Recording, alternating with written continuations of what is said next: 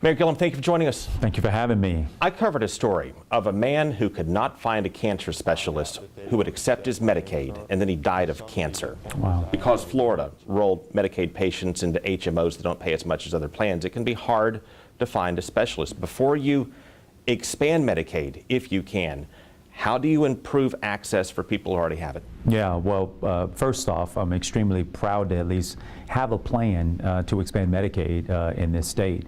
We will have to work with practitioners in the industry to ensure that we can expand access to coverage, specialty coverage and the like.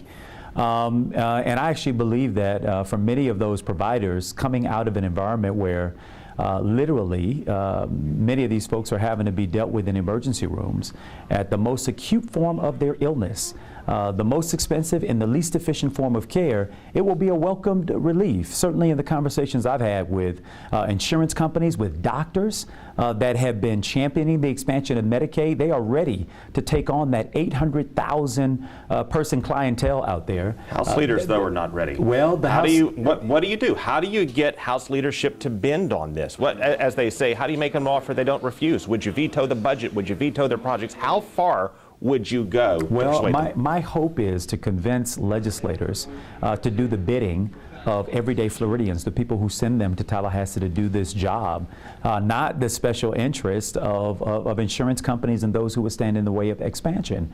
I don't agree with Donald Trump on much of anything, but I'll tell you this much. When we have the opportunity to pull down that federal money through his budget and through the Congress, we're going to do it, and we're going to expand access for over 800,000 Floridians. You've already lost more than $2 billion for high-speed rail. You're not going to get that from President Trump. Would you pursue? You can't think that you could honestly get that money from President Trump. Listen, the president, when he ran, you don't remember the vivid descriptions he was giving of this country's infrastructure?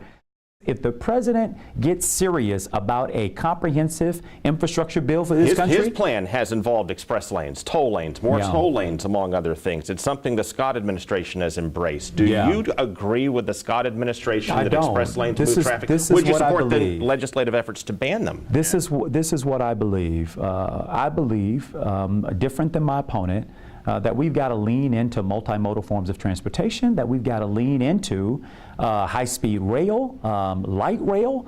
Listen, this is one of the fastest growing regions of the state of Florida, maybe one of the fastest growing regions in the country. The fact that we think that we can build asphalt in order to get ourselves out of gridlock and traffic is an idea of the past. We're talking about the future, where we want to go as a state. And in my opinion, where we want to go is offering many modes of transportation to include rail to move people not just from St. Pete to Tampa, but from Tampa to Orlando and eventually down the state of Florida.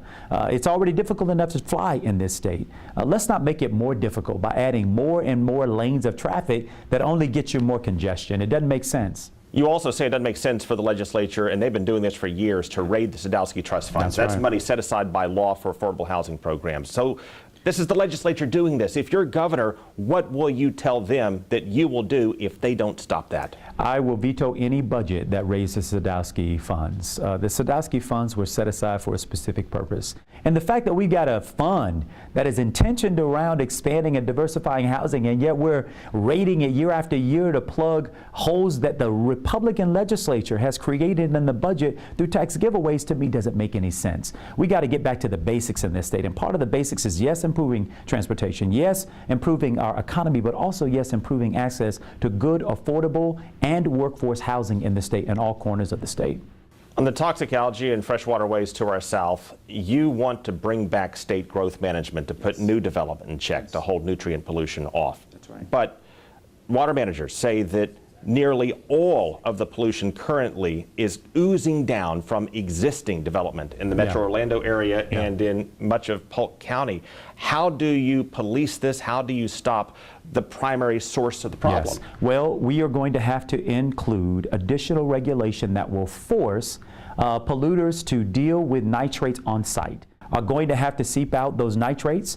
They're going to have to treat that pollution on site so that we don't continue to corrode the water that as it gets into Lake Okeechobee and then eventually out through the estuaries are polluted. There is a fix here. The question is do we have the political courage to lean into that fix it and hold big polluters accountable, including big development that quite frankly has had its way all over the state of Florida. We're going to bring that under check and under control when we win this race. You know, President Obama had a lot of progressive ideas too. When Republicans took charge after the Tea Party movement, they said they would fight him tooth and nail, and they did. Yeah. If you win, how would this be any different? Yeah, well, listen, it's my hope that if we don't learn anything else in this state and in the body politics as it exists today, is that the people of this state want us to get something done.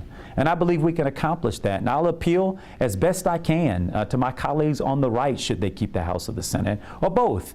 But they also have to know that they're going to have to come to the table and deal with a governor who does have line item veto, who is willing to use the instruments of the office to ensure that we can get something done for everyday Floridians. Mayor Gillum, thank you for your time. Absolutely.